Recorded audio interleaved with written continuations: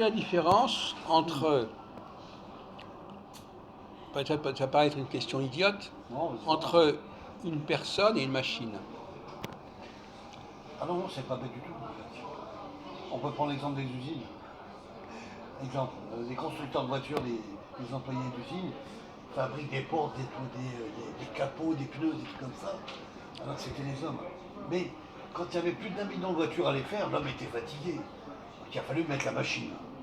Ouais. La machine était plus au point, plus efficace et plus rapide que l'homme. Mais quelle est la différence entre communiquer avec une personne et communiquer avec une machine?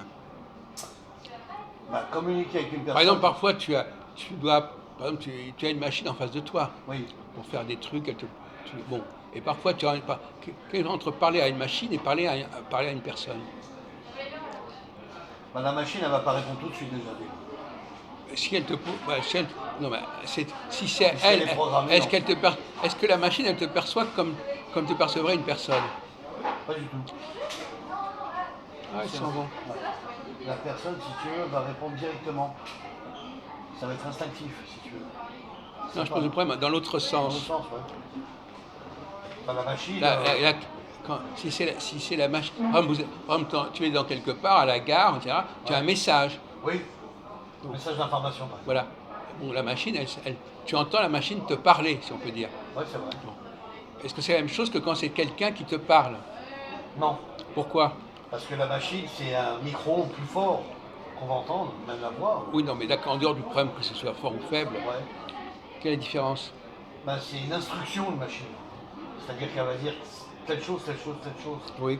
Et que la personne, quand on va parler à la personne, ça sera un avis différent. Ça ne sera pas dit, ça sera pas dicté. Pour moi, c'est dicté. Peut-être que je me trompe. Voilà, On n'est pas là, on ne sait pas tout à fait ça encore. c'est ça.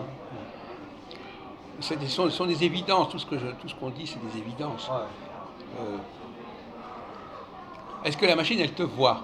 Non, Par exemple, tu mets un disque ou un CD, ce CD, est-ce qu'il tient compte des gens qui sont là? pas du tout. Parce que c'est un objet, Voilà.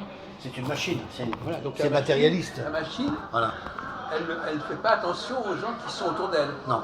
Et par contre, les gens seront là, ils vont faire attention parce que c'est visu. Donc ils vont se Voilà. voir, ils vont.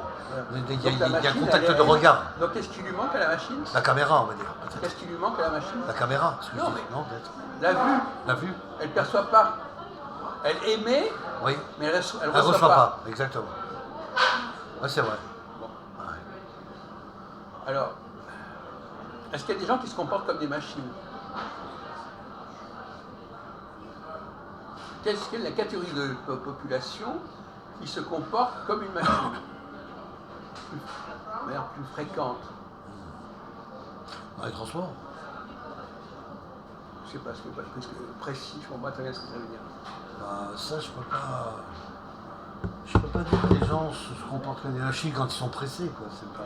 Mais non, mais par exemple, tu vas au supermarché, Ouais. la caissière, elle se comporte comme une machine ou pas? Un peu, on va dire, oui. C'est vrai, quand elle Ouais. passe les aliments à la borne, Voilà, elle est conditionnée pour passer Ouais, les voilà. aliments, des tels produits, des boîtes de conserve, etc. Donc, Elle instinctivement, elle passe les produits. Elle est à donc, une sorte d'intermédiaire entre toi et la machine. Oui. C'est une semi-machine. Oui, c'est vrai elle respecte le fonctionnement des machines. Oui. Elle est là pour passer les produits, ensuite Mais faire. elle te tient pas compte de ce que tu es finalement. Non, mais enfin, elle a un travail de discipline où elle est obligée de, Voilà. de scanner sans arrêt les Voilà, produits. donc finalement, bon, elle ignore plus ou moins, elle traiterait n'importe qui pareillement à peu près. Bien sûr. Ah oui, elle pourrait avoir une méthode et un comportement où elle pourrait avoir ce genre de. C'est-à-dire, voilà monsieur, même pas bonjour ni rien. Monsieur, ça coûte 14,90 €, vous avez acheté ce produit, merci. Même pas, ça peut figurer sur l'écran là. Sur l'écran, ouais. Regardez, vous avez le prix. Il y a des gens qui m'en parlaient comme ça, tu as raison. Bon, donc c'est un comportement un peu inhumain par certains côtés. C'est inhumain directement. Puisqu'elle elle est conditionnée par son travail et elle devient inhumain. Elle se Alors, comporte comme. Tu as raison, elle se comporte un peu comme une machine quelque Je vous part. pose une question un peu délicate. Ouais.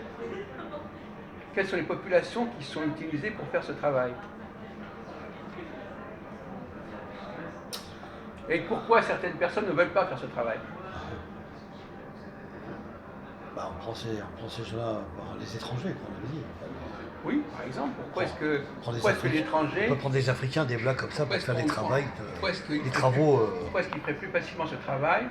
Pourquoi les gens ne veulent pas faire certains types de travaux? Et pourquoi d'autres acceptent?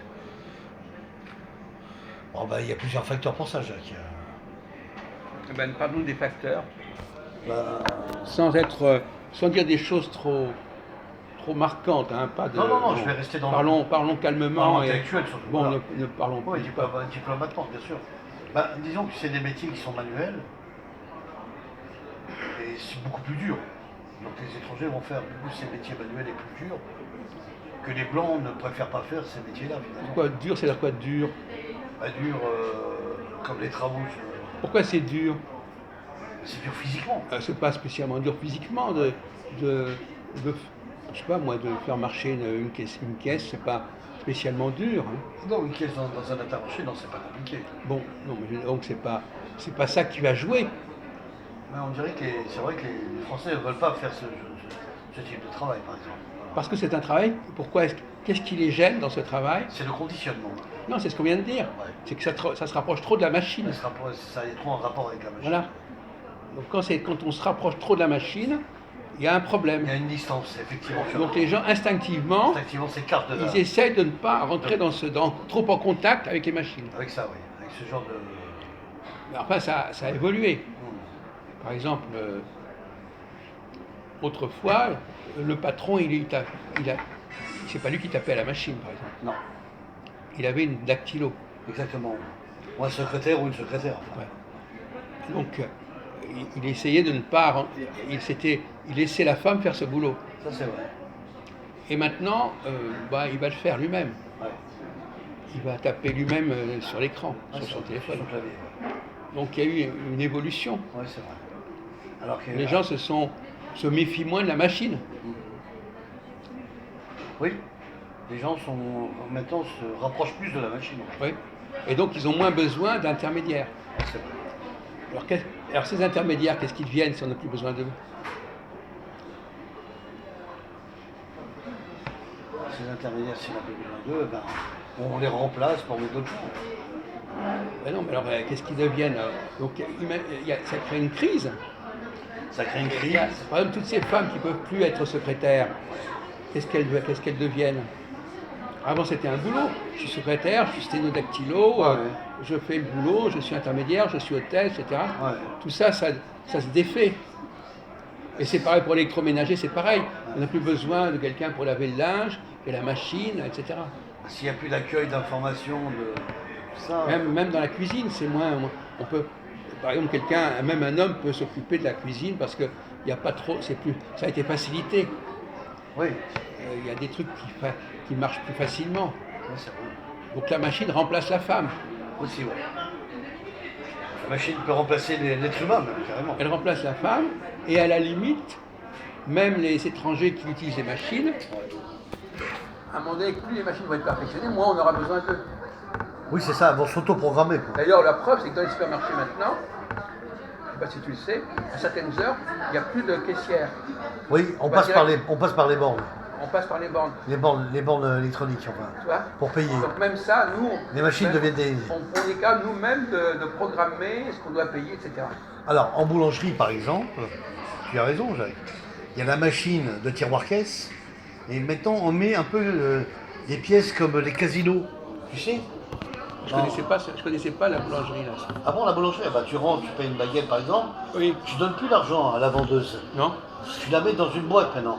Ah bon? Qui enregistre le. Mais c'est pas le problème du coronavirus?